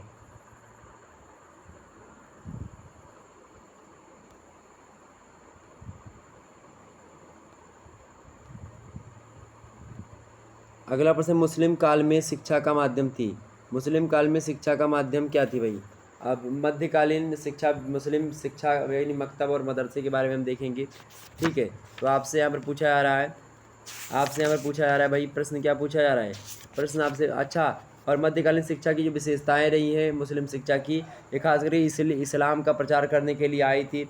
मुस्लिम संस्कृति का प्रचार और ज्ञान का विस्तार, धार्मिकता का समावेश अपनी शिक्षा में किया इन लोगों ने, विशिष्ट आदर्शों का समावेश किया कुछ, और तमाम से नैतिकता का समावेश किया। और इसके अलावा आप देखेंगे जो है तमाम प्रकार की चीज़ें हैं, मुस्लिम शासन की स्थायित्वता, इन सभी के हिसाब से जो है इन लोगों की शिक्षा व्यवस्था में रही है। इसके दोष भी कई रहे मध्यकालीन शिक्षा के, जैसे कि सार्वजनिक शिक्षा का यहाँ पर अभाव रहा है मुसलमानों की शिक्षा में, और शिक्षा में आध्यात्मिकता का अभाव भी, और जो है आधिक्य भी, और मनोवैज्ञानिक दृष्टिकोण का अभाव भी रहा है। विलासिता की प्रभुता रही इनकी शिक्षा में। ठीक है, आप देखें इस्लाम धर्म ना तो मुक्ति पर विश्वास करता है और ना ही पुनर्जन्म पर विश्वास करता है, और यह एक पूर्ण रूप से भौतिकवादी समाज था, लेकिन इसका प्रभाव शिक्षा की व्यवस्था पर पड़ा और छात्रों को सभी सुख साधन एवं विलासिता की सामग्री उपलब्ध थी, और छात्र जो थे वो विलास प्रिय बनते चले गए धीरे धीरे। ओके, इसी प्रकार से दोष युक्त पाठ्यक्रम था इसका। जो है अस्थायी शिक्षा संस्थाएं रहती थी, तमाम प्रकार की चीज़ें थी। कठोर दंड की जो है शारीरिक दंड की व्यवस्था इनकी शिक्षा में होती थी मुस्लिमों की, तो खासकर इसके लिए भी कहीं ना कहीं पे ये थोड़ा सा नकारात्मक उस समय था। धीरे धीरे अपने समाज के, अपने समय के हिसाब से हर एक शिक्षा प्रणाली ठीक होती है। समय बदल जाने के बाद में शिक्षा प्रणाली जो है वो थोड़ी बहुत उसमें जो समस्याएं उत्पन्न होती हैं। ओके, देखिए मुस्लिम प्रश्न है, मुस्लिम काल में शिक्षा का माध्यम थी। मुस्लिम काल में शिक्षा का माध्यम क्या थी? वैसे अगर आपसे पूछे कि भारत में मुस्लिम शिक्षा का प्रमुख उद्देश्य क्या था, तो सब इस्लाम का प्रचार करना ही इसका मुख्य उद्देश्य था, ये बात मान करके चलो। ओके, पहला प्रश्न है, मुस्लिम काल में शिक्षा का माध्यम थी, क्या थी भाई? मुस्लिम काल में शिक्षा के माध्यम की भाषा कौन सी थी? तो इसमें मुस्लिम काल में आप देखेंगे अरबी भाषा में भी शिक्षा दी जाती थी, फारसी भाषा में भी। तो अरबी और फारसी भाषाओं में शिक्षा खास करके मुस्लिम शिक्षा दी जाती है। ओके, मदरसों में, मकतबों में अभी भी दी जाती है। अगला प्रश्न है, मुस्लिम काल में शिक्षा के क्षेत्र में सबसे ज़्यादा जो है प्रगति हुई है। प्रश्न क्या है? मुस्लिम काल में शिक्षा के क्षेत्र में सबसे ज़्यादा प्रगति हुई है, जहांगीर के शासनकाल में, या अकबर के शासनकाल में, या बलबन के समय में? बताइए, मुस्लिम काल में शिक्षा के क्षेत्र में सबसे ज़्यादा जो प्रगति हुई है वो अकबर के शासनकाल में हुई, जबकि अकबर बिल्कुल भी पढ़ा लिखा नहीं था। ऑप्शन नंबर इसका बी करेक्ट होगा। अगला प्रश्न आपके समक्ष है, मकतब का क्या अर्थ होता है? मकतब जो है आप लोगों ने तो सुना होगा, मदरसा तो जानते होंगे, लेकिन मकतब जो होता है इसका मतलब क्या होता है? मकतब माने होता है उसने लिखा। मकतब माने क्या लिखा होता है? मकतब माने क्या होता है? उसने लिखा। ऑप्शन नंबर इसका भी करेक्ट होगा, ये कथन होता है, मतलब इसका अर्थ है। अगला प्रश्न है, मुस्लिम शिक्षा का प्रमुख दोष क्या था? मुस्लिम शिक्षा का प्रमुख दोष क्या है भाई? मुस्लिम शिक्षा का दोष ये है, लौकिक पक्ष पर बल दिया इन लोगों ने, ये पहला दोष। दूसरा दोष, हिंदू शिक्षा की इन लोगों ने क्या करी? उपेक्षा करी है। जो हिंदुओं की शिक्षा व्यवस्था यानी कि जो वैदिक व्यवस्था थी, वैदिक शिक्षा की व्यवस्था थी, उसकी उपेक्षा मतलब होता है कि उसको नकारा, या फिर उसको नहीं माना, उसको छोटा माना, या फिर उसको इस प्रकार से ये लोगों ने उसको एक प्रकार से जिस जो है चीज़ पर होनी चाहिए, या फिर जिस हिसाब से शिक्षा होनी चाहिए उस हिसाब से उसको स्थान नहीं दिया इन लोगों ने। तो इस प्रकार से हिंदू शिक्षा की उपेक्षा करी। स्थिरता का अभाव है इनकी शिक्षा में मुस्लिमों की, खास करके ये सारी की सारी समस्याएं इनकी शिक्षा प्रणाली में विद्यमान है, उपरोक्त सभी। अगला प्रश्न आपके समक्ष है, मुस्लिम उच्च शिक्षा संस्था को किस नाम से जाना जाता था? प्रश्न क्या है? मुस्लिम उच्च शिक्षा संस्था को किस नाम से जाना जाता था? जो मुस्लिमों के लिए उच्च शिक्षा होती थी उसको मदरसा कहा जाता है। क्या? उसको मदरसा कहा जाता है। ऑप्शन नंबर इसका सी करेक्ट होगा। अगला प्रश्न है, जो है सूहरत आम की स्थापना की थी। सूहरत आम की स्थापना किसने करी थी? फटाफट से बताने का प्रयास करेंगे। सूहरत आम की स्थापना किसने करी थी? तो बाबर ने करी थी। किसने करी थी सूहरत आम की स्थापना? सूहरत आम बाबर ने करी थी। ऑप्शन नंबर इसका सी करेक्ट होगा। अगला प्रश्न देखिएगा, फाजिल है। फाजिल क्या है? साहित्य की उपाधि है फाजिली, या फिर धर्मशास्त्र की उपाधि है, या फिर तर्क एवं दर्शन शास्त्र की उपाधि है? फाजिल क्या है भाई? फटाफट बताने का प्रयास करेंगे। फाजिल क्या है? फाजिल जो है ये तर्क और दर्शन की उपाधि क्या है? तर्क एवं दर्शन की उपाधि है क्या फाजिल? ऑप्शन नंबर सी में दिए हैं, करेक्ट आंसर होगा सी। अगला प्रश्न देखिएगा, अगला प्रश्न आपके समक्ष है, मुस्लिम शिक्षा प्रणाली में जो है उस्ताद के नाम से किसे जाना जाता था? मुस्लिम शिक्षा प्रणाली में उस्ताद किसे कहा जाता था? बताइए, उस्ताद के नाम से किसे जाना जाता था? जो शिक्षक होते थे यानी जो मास्टर यानी कि गुरु जो होते हैं हम लोगों में, वही जो है उस्ताद कहे जाते थे। किसमें? मुस्लिम शिक्षा प्रणाली में। जो जिनको हम लोग मास्टर या शिक्षक कहते हैं या टीचर कहते हैं, उसी को उस्ताद मुस्लिम शिक्षा प्रणाली में बोला जाता था। ओके, अगला प्रश्न देखिएगा, बिस्मिल्लाह है। बिस्मिल्लाह है, बिस्मिल्लाह कौन है? ईश्वर का नाम है बिस्मिल्लाह। शिक्षा प्रारंभ करने की रस्म है बिस्मिल्लाह, या एक शिक्षा प्रणाली बिस्मिल्लाह? तो बिस्मिल्लाह क्या है? बिस्मिल्लाह जो होता है शिक्षा प्रारंभ करने की रस्म होती है। क्या? बिस्मिल्लाह जो है शिक्षा जो है प्रारंभ करने की एक रस्म होती है। ऑप्शन नंबर इसका बी करेक्ट होगा। अगला प्रश्न आपके समक्ष है, नासिरिया की स्थापना की थी। नासिरिया की स्थापना की थी, किसने करी थी? बाबर ने करी थी, या अकबर ने करी थी, या बर्बर ने करी थी? तो भाई नासिरिया की स्थापना करने वाले जो विद्वान है वो कौन है? बलबन है। कौन है? बलबन, गियासुद्दीन बलबन। ऑप्शन नंबर इसका सी करेक्ट होगा। अगला प्रश्न है, मुस्लिम शिक्षा का या के गुण क्या क्या थे या फिर था? बताइए, मुस्लिम शिक्षा के गुण क्या थे या फिर क्या था? कौन कौन से गुण थे? तो भाई निःशुल्क शिक्षा थी, ये पहला गुण। दूसरा गुण अनिवार्य शिक्षा थी, और तीसरा गुण धार्मिक एवं लौकिक शिक्षा का समन्वय भी इन लोगों ने किया मुस्लिम शिक्षा के। तो ये गुण थे यानी क्वालिटीज़ थी ये सभी। ऑप्शन नंबर इसका डी करेक्ट होगा। अगला प्रश्न आपके समक्ष कौन सा भाई? अगला प्रश्न, गुलिस्ता तथा बोस्ता नामक शेख सादी की कृतियाँ पाठ्यक्रम में रखने का जो है उद्देश्य था बालक का विकास करना। बताइए, प्रश्न है कि गुलिस्तियाँ तथा बोस्ता नामक शेख सादी की कृतियाँ पाठ्यक्रम में रखने का उद्देश्य था जिससे बालक का क्या हो सके? नैतिक विकास हो सके, या सामाजिक विकास या आध्यात्मिक विकास? तो नैतिक विकास के लिए। ओके, ऑप्शन नंबर इसका ये करेक्ट होगा। आगे बढ़ते हैं और भी मुद्दों को हम समझने का प्रयास करते हैं।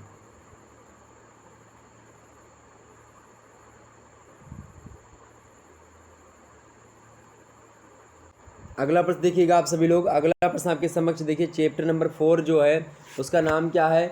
सन 1813 और 1833 का आज्ञा पत्र था जो कि ब्रिटिश सरकार के द्वारा लागू किया गया था।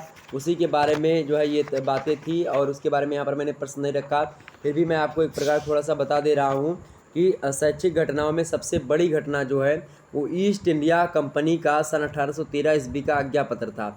और यह आज्ञा पत्र प्रत्येक 20 वर्ष के पश्चात में ब्रिटिश पार्लियामेंट के पास जो है संशोधन के लिए या नवीनीकरण के लिए जाया करता था। ये बात आप ध्यान रखेंगे। तो 1813 ईस्वी की जो आज्ञा पत्र है इसके बारे में, ये ब्रिटिश शासनकाल का। और इसके अलावा आप देखेंगे जो 1833 ईस्वी में भी जो है आज्ञा पत्र आता है।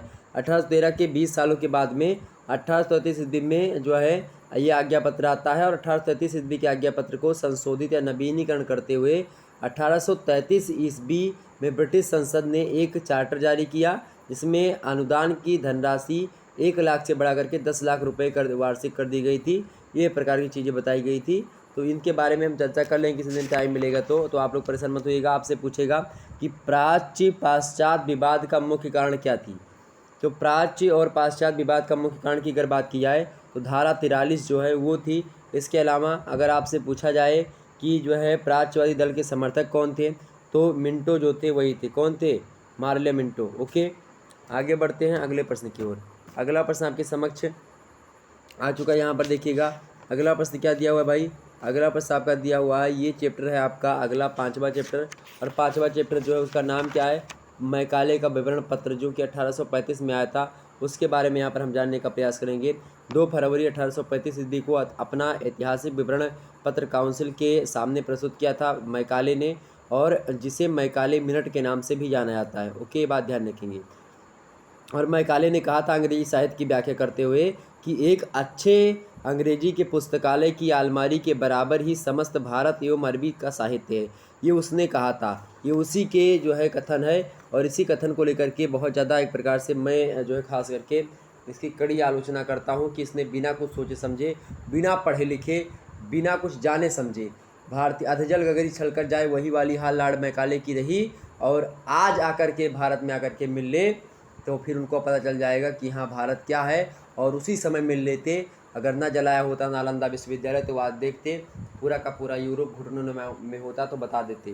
ठीक है, तो इस प्रकार से आप लोगों ने देखा होगा कि जो मैकाले हैं उन्होंने क्या कहा था कि a single shelf of a study European library was worth the whole native literature of India and Arabia. Okay, ये कथन है किसका? ये कथन है मेरे प्यारे दोस्तों किसका? अंग्रेजी साहित्य की व्याख्या करते हुए लॉर्ड मैकाले ने इस बात को कहा था, और कड़ी आलोचना इन्होंने किसी करी? भारत और अरबी का साहित्य बोल दिया।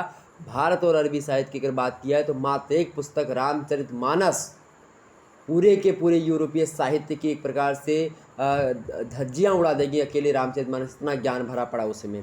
थ्योरी ऑफ रिलेटिविटी से लेकर के जो न्यूटन का तृतीय नियम वगैरह है, क्रिया प्रतिक्रिया, सब भरा पड़ा है। एक भी नियम आप देखें, सारा का सारा विज्ञान का नियम फेल हो जाएगा करके। फिर भी जो है चलिए कोई दिक्कत नहीं, जो कोई भी कहना है वो कहना तो उन्हीं को था, उन्होंने कहा, और वही शिक्षा नीति। मज़ेदार तो बात ये थी कि अभी तक जो हमारी शिक्षा नीति थी ना, ये वही लॉर्ड मैकाले ने ही बनाया था, और वही अभी तक चलती आ रही थी। ये सबसे बड़ी एक प्रकार से बोले तो ये चीज़ें हैं। अभी भी मैकाले को भारतीय शिक्षा का मार्ग का पथ प्रदर्शक कहा जाता है। क्यों कहा जाता है? इसी कारण से कहा जाता था। और ये अंग्रेजी भाषा का विद्वान था, अंग्रेजी साहित्य का जो है विद्वान था, और इसने जो है कहीं ना कहीं पे प्रबल समर्थक अंग्रेजी साहित्य का था। और उसके बारे में भारत का एक प्रकार से आप देखेंगे, भारत में गवर्नर जनरल की काउंसिल का विधि का सदस्य बन करके ये भारत में आता है। और लॉर्ड विलियम बेंटिक ने मैकाले को जन शिक्षा नीति का जो है अध्यक्ष भी नियुक्त कर दिया था, और इसने जो है बताया था कुछ चीज़ मिला करके। और मैकाले का यही कथन सबसे ज़्यादा जो है एक प्रकार से बहुत ज़्यादा क्या करता है, हर्ट पहुंचाता है। खास करके मुझे तो बहुत ज़्यादा हर्ट पहुंचा है इस कथन ने, और ख़ास करके जो है, हालांकि चलिए कोई दिक्कत की बात नहीं है।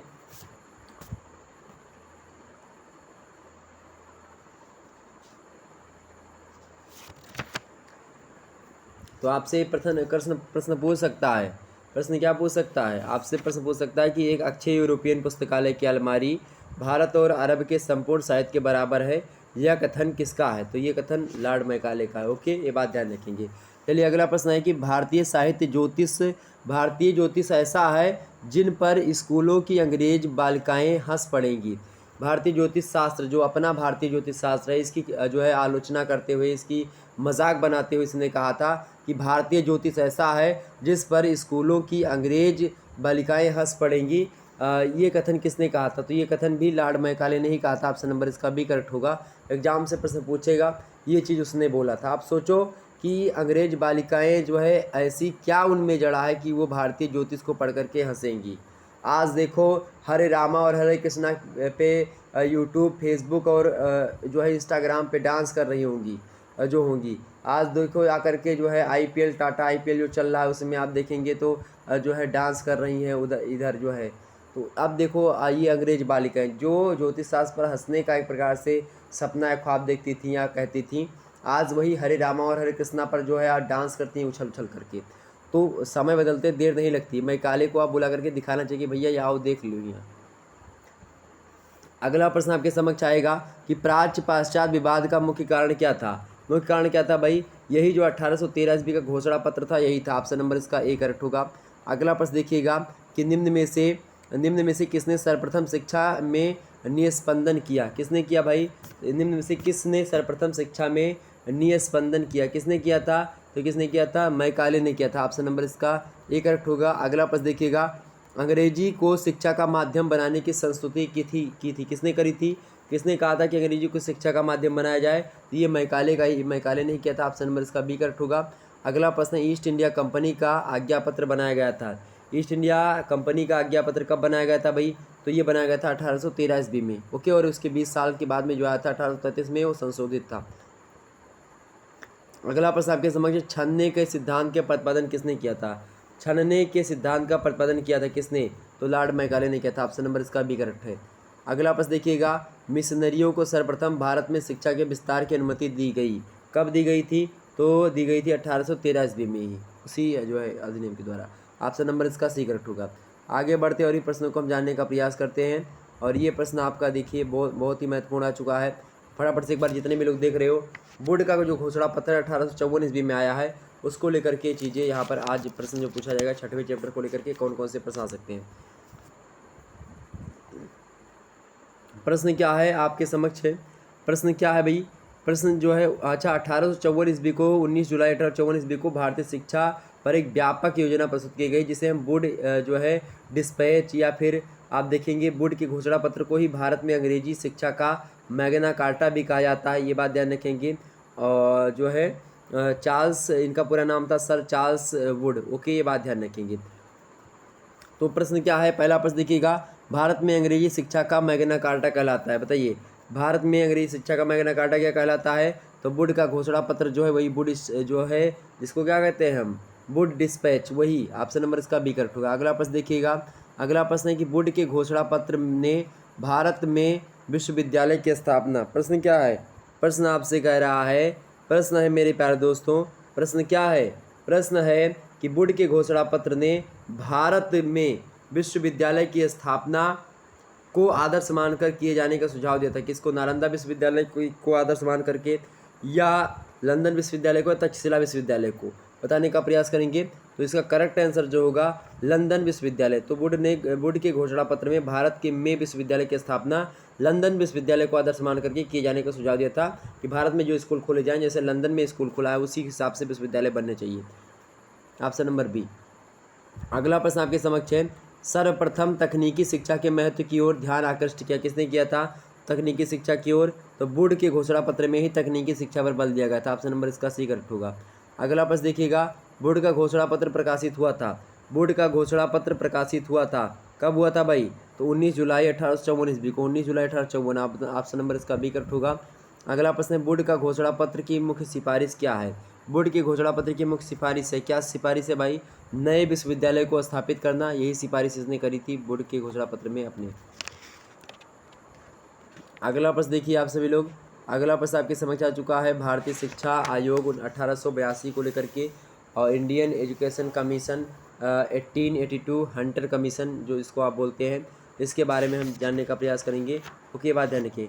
अच्छा, एक प्रश्न और पूछा जाएगा कि बम्बई, कलकत्ता तथा मद्रास विश्वविद्यालय किसकी सिफारिश पर स्थापित किए गए थे? तो ये वुड की सिफारिश पर ही आधारित किए गए थे, ये बात आप ध्यान रखेंगे। और वुड ने शिक्षा प्रणाली का विभाजन जो है 5 स्तरों में किया था। ओके, ये बात भी ध्यान रखेंगे। ओके, तो आइए हम आगे बढ़ते हैं और इस मुद्दों को हम समझने का प्रयास करते हैं। हंटर जो कमेटी है, हंटर जो आयोग है, यानी भारत का शिक्षा आयोग जो 1882 का है, इसके बारे में थोड़ा सा प्रश्न देखते हैं कैसे कैसे एग्जाम्स में आता है। प्रश्न है कि भारतीय शिक्षा आयोग 1882 के अध्यक्ष कौन थे? बताइए कौन थे भाई अध्यक्ष? सर विलियम हंटर थे, इसीलिए इसको हंटर आयोग या हंटर कमेटी के नाम से भी जाना जाता है। ओके, अगला प्रश्न देखिएगा, भारतीय शिक्षा आयोग 1882 ईस्वी को किस अन्य नाम से जाना जाता है? तो भाई किस अन्य नाम से जाना जाता है? इसी को हम हंटर आयोग के नाम से जानते हैं, ऑप्शन नंबर इसका ए करेक्ट है, क्योंकि इसके अध्यक्ष कौन थे? हंटर थे। अगला प्रश्न है, हंटर आयोग का गठन किया गया था, हंटर आयोग का गठन कब किया गया था भाई? तो 3 जनवरी 1882 ईस्वी को इसका गठन किया गया था, 3 जनवरी 1882, ऑप्शन नंबर इसका बी करेक्ट होगा। अगला प्रश्न देखिएगा, माध्यमिक स्तर के पाठ्यक्रम को आ तथा बा वर्ग में बांटने का सुझाव सबसे पहले किसने दिया था? तो किसने दिया था? हंटर आयोग ने ही दिया था, ऑप्शन नंबर इसका ए करेक्ट होगा। तो इस प्रकार से मैंने आपके समक्ष ये प्रश्न बता दिए चैप्टर जो है 7 को लेकर के। चैप्टर 8वें को लेकर के यहाँ पर देखिए अब प्रश्न आ चुका है, गोखले का जो बिल आया था कब आया था? 1911 में, यानी कि 1911 ईस्वी में गोखलेस बिल जो है आया था। इसके बारे में हम जानने का प्रयास करेंगे कि आखिरकार इसके बारे में क्या क्या चीज़ें थी, इन्होंने क्या क्या सिफारिशें करी थी। हालांकि गोखले का बिल या फिर गोखले का विधेयक जो है इसी को कहा जाता है। इसके कई सारी सिफारिशें थी, इसमें बहुत सारी चीज़ें कही गई थी कि जैसे कि यदि सरकार स्वयं अनिवार्य प्राथमिक शिक्षा की व्यवस्था नहीं कर सकती है तो वह कार्य जो है यह कार्य स्थानीय संस्थाओं के ऊपर छोड़ दिया जाना चाहिए। इसी प्रकार से इन्होंने कहा कि जिस छात्र के अभिभावक की मासिक आय 10 रुपये से कम है उससे शिक्षा कर ना भी लिया जाए। और भी बातें बताई कि प्रांतीय सरकार अथवा स्थानीय अनिवार्य शिक्षा का व्यय 1:3 में रहेगा। सरकार चाहे तो विशेष वर्ग या जाति के लोगों के बच्चों को प्राथमिक शिक्षा अनिवार्य करे। इस प्रकार चीज़ें थी।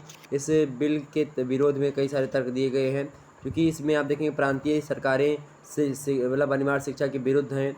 पहला जो है इसके विरोध में तर्क। दूसरा तर्क ये है कि खास करके प्रांतीय जनमत प्राथमिक शिक्षा को अनिवार्य बनाने के पक्ष में नहीं है। इसी प्रकार से कई सारे जो है विवाद होते हैं, इसके बारे में मैं किसी दिन चर्चा कर लूँगा, विस्तार से आपको समझाऊंगा गोखले बिल के बारे में। हालांकि अभी आपका प्रश्न जो है लगाओ, इसके लिए मैं आपको समक्ष जो है ये सारी चीज़ें वैसे बता दे रहा हूँ। प्रश्न देखिएगा, ऑब्जेक्टिव में तो यही सब पूछे जाएंगे। प्रश्न क्या पूछेगा ऑब्जेक्टिव में?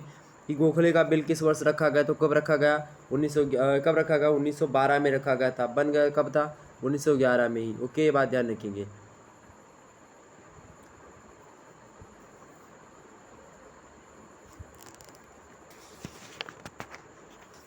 आगे देखिए अगला प्रश्न क्या है। प्रश्न है कि गोखले ने केंद्रीय धारा सभा के समक्ष अपना बिल प्रस्तुत किया। गोखले ने केंद्रीय धारा के सभा के समक्ष अपना बिल कब प्रस्तुत किया था भाई, तो प्रस्तुत किया था 17 मार्च 1910 ईस्वी को। कब, 17 मार्च 1910 को इन्होंने प्रस्तुत किया था, यानी अपने बिल को। अगला प्रश्न है, अपने राज्य में प्राथमिक शिक्षा को अनिवार्य बनाने की घोषणा की थी। अपने राज्य में प्राथमिक शिक्षा को अनिवार्य बनाने की घोषणा किसने करी थी, तो महाराजा बड़ौदा ने करी थी। किसने, महाराजा बड़ौदा ने। ऑप्शन नंबर इसका सी दिया है। अगला प्रश्न देखिएगा।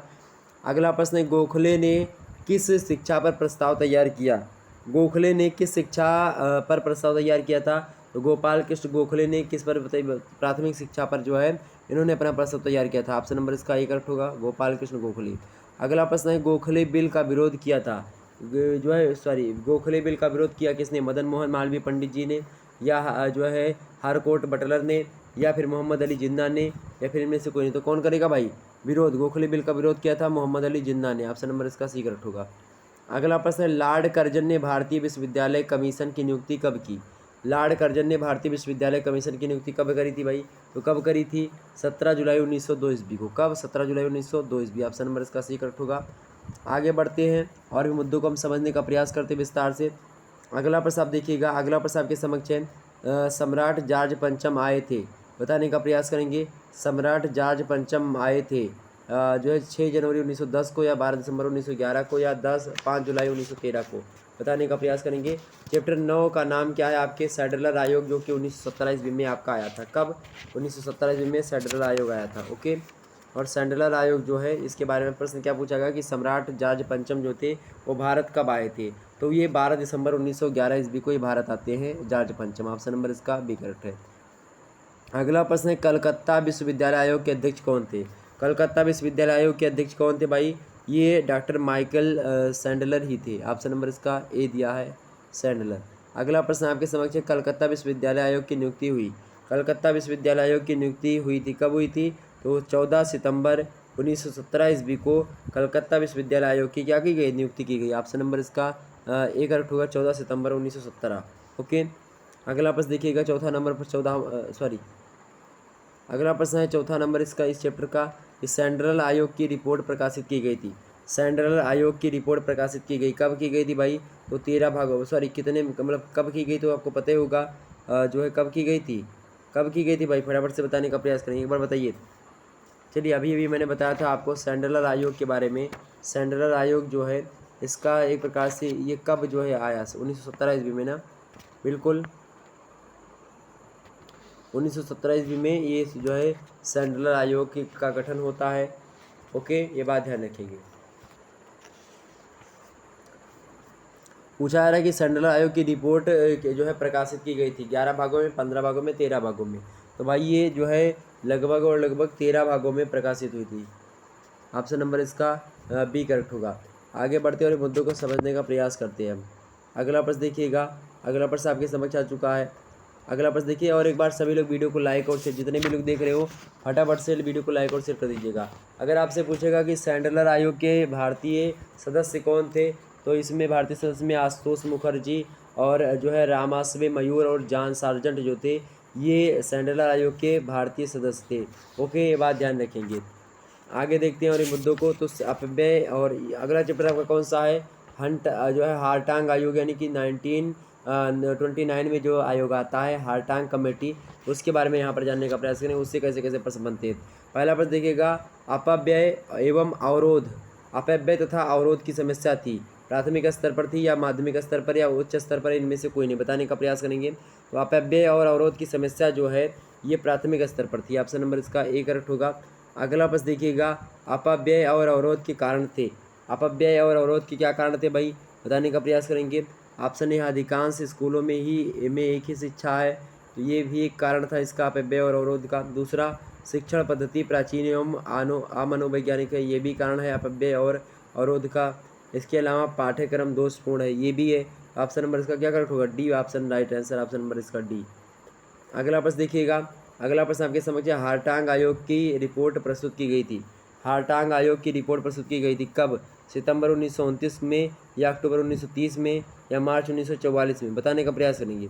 तो हारटांग की रिपोर्ट जो प्रस्तुत की गई थी वो सितंबर 1929 में, ऑप्शन ए में दिए। अगला प्रश्न देखिएगा, अगला प्रश्न है, प्राथमिक शिक्षा में अपव्यय एवं जो है अवरोधन का जो है वर्णन किया गया है। प्रश्न क्या है?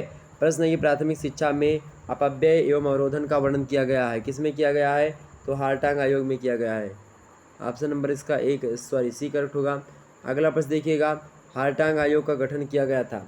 हारटांग आयोग का गठन किया गया मतलब कि किया था, किसने किया था? सैंडलर ने किया था, या फिर वुड एक्ट ने किया था, साइमन आयोग ने किया था, इनमें से कोई नहीं। तो साइमन आयोग ने किया था, ऑप्शन नंबर इसका सी करेक्ट होगा। ओके,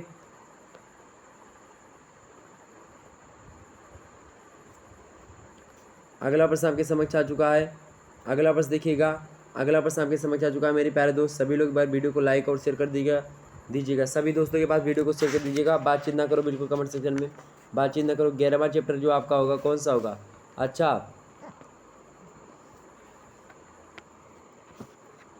हारटांग आयोग का स्तर कितना? प्राथमिक स्तर, माध्यमिक और विश्वविद्यालय शिक्षा, ये 3 स्तर मुख्य रूप से आते हैं, ये बात ध्यान रखेंगे। और हारटांग आयोग ने अपना प्रतिवेदन किसको प्रस्तुत किया था? तो इन्होंने साइमन आयोग को किया था, ये बात ध्यान रखिएगा। ओके, अच्छा, हारटांग समिति के अनुसार अवरोधन क्या है? अवरोधन क्या है? अनुत्तीर्ण होना ही अवरोधन कहलाता है। ओके, ये बात ध्यान रखिए। अपव्यय क्या है? तो हारटांग समिति ने किस स्थिति को अपव्यय कहा है?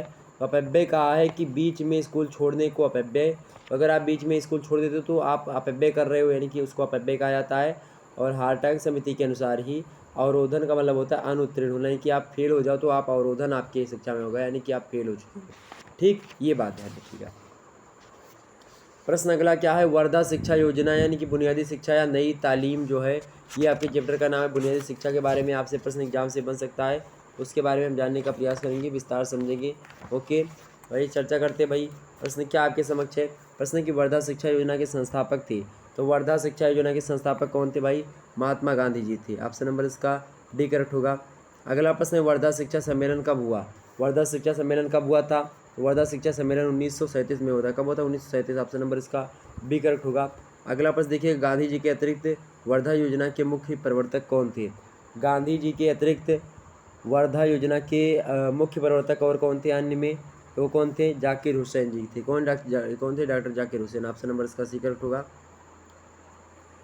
अगला प्रश्न है, केंद्रीय शिक्षा के मतलब केंद्रीय शिक्षा विभाग की स्थापना किसने कराई? तो केंद्रीय शिक्षा विभाग की स्थापना कराई किसने करवाई थी? लॉर्ड कर्जन ने करवाई थी। ऑप्शन नंबर इसका बी करेक्ट होगा। अगला प्रश्न देखिएगा, वर्धा शिक्षा की मुख्य विशेषताएं हैं। वर्धा शिक्षा की मुख्य विशेषताएं क्या क्या हैं भाई? जो है क्या क्या जो है विशेषताएं मुख्य रूप से शिल्प द्वारा शिक्षा जो है ये लोग करते हैं वर्धा शिक्षा की। ये ऑप्शन नंबर क्या होगा? शिल्प द्वारा शिक्षा। ऑप्शन नंबर इसका सी करेक्ट होगा। अगला प्रश्न आपके समक्ष है,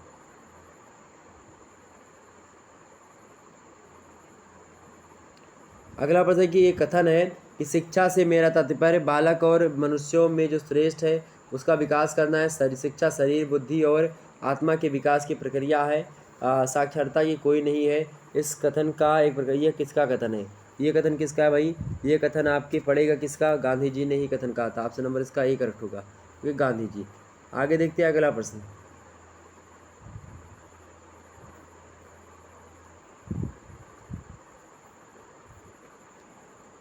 अगला प्रश्न आपके समक्ष आ चुका है, ये 12वें चैप्टर से यानी सार्जेंट योजना को लेकर के, सार्जेंट जो प्लान है उसके बारे में। ओके, सार्जेंट योजना के बारे में कौन कौन से प्रश्न पूछ सकते हैं एग्जाम्स में, उसके बारे में आपको बताने का प्रयास रहेगा। तो आइए चर्चा करते हैं। तो प्रश्न क्या है कि हाई स्कूल स्तर पर छात्र एवं शिक्षक का अनुपात था।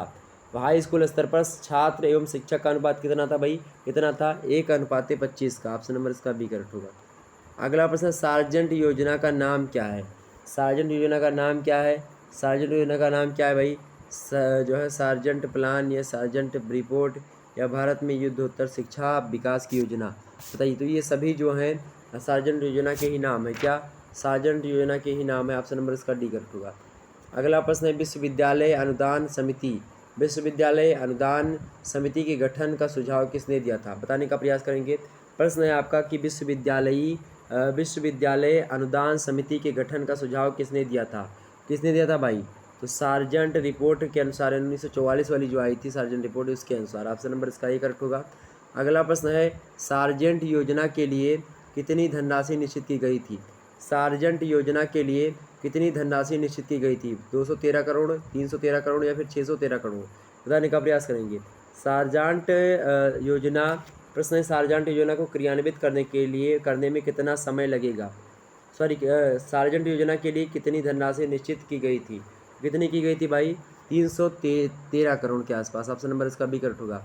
अगला प्रश्न है, सार्जेंट योजना को क्रियान्वित करने में समय लगेगा, कितना करेगा, मतलब कितना लगेगा? तो सार्जेंट योजना को क्रियान्वित यानी कि उसको चलाने में या फिर उसको जो है सेट करने में, सार्जेंट योजना को प्रकाशित करने के लिए या फिर उसको जो है क्रियान्वित करने के लिए समय की अगर बात की तो लगभग 40 वर्षों का समय लगेगा। ऑप्शन नंबर इसका ए करेक्ट है। अगला प्रश्न देखिएगा, सार्जेंट योजना के भाग थे। सार्जेंट योजना के भाग थे, कितने भाग थे सार्जेंट योजना के? भाई 12 भाग थे इसके सार्जेंट योजना के। ऑप्शन नंबर इसका सी करेक्ट होगा। अगला प्रश्न, सार्जेंट ने अपनी योजना का प्रतिवेदन प्रस्तुत किया था। सार्जेंट ने अपनी योजना का प्रतिवेदन प्रस्तुत किया था, कब किया था? तो 1944 में किया था। ऑप्शन नंबर इसका सी करेक्ट होगा। अगला प्रश्न देखिएगा, अगला प्रश्न है, सार्जेंट योजना में, प्रश्न क्या है? प्रश्न आपसे पूछा गया है मेरे प्यारे दोस्तों कि सार्जेंट योजना में शिक्षा हेतु क्या प्रावधान किए गए थे? सार्जेंट योजना में शिक्षा हेतु क्या प्रावधान किए गए थे भाई? क्या प्रावधान किए गए थे, फटाफट से बताने का प्रयास करेंगे। तो ऑप्शन ए दिया है, पूर्व प्राथमिक एवं प्राथमिक शिक्षा अनिवार्य एवं निःशुल्क हो, बिल्कुल। अगला प्रश्न है, अध्यापक प्रशिक्षण समुचित व्यवस्था हो, ये भी जो है प्रावधान किए गए थे। और अगला है, औद्योगिक एवं तकनीकी शिक्षा को बढ़ावा दे दिया जाए, ये भी है। तो सार्जेंट योजना में शिक्षा के हेतु ये सब प्रावधान किए गए हैं। ऑप्शन नंबर इसका क्या होगा? डी, ये सभी। Okay, option number D. इस प्रकार से आप लोगों ने 12 चैप्टर तक जो है सभी इंपॉर्टेंट प्रश्नों को छान करके कर लिए। और इतना जो है मुख्य रूप से मेरे हिसाब से लगभग आपका कुछ जो है चैप्टर 1 इसमें कंप्लीट हो सकता है। और चैप्टर 2 मतलब कि सॉरी जो है पेपर 1 और पेपर 2 जो है नेक्स्ट वीडियो में, यानी कि मैं और पूरा का पूरा सिलेबस आपका ख़त्म कर दूंगा।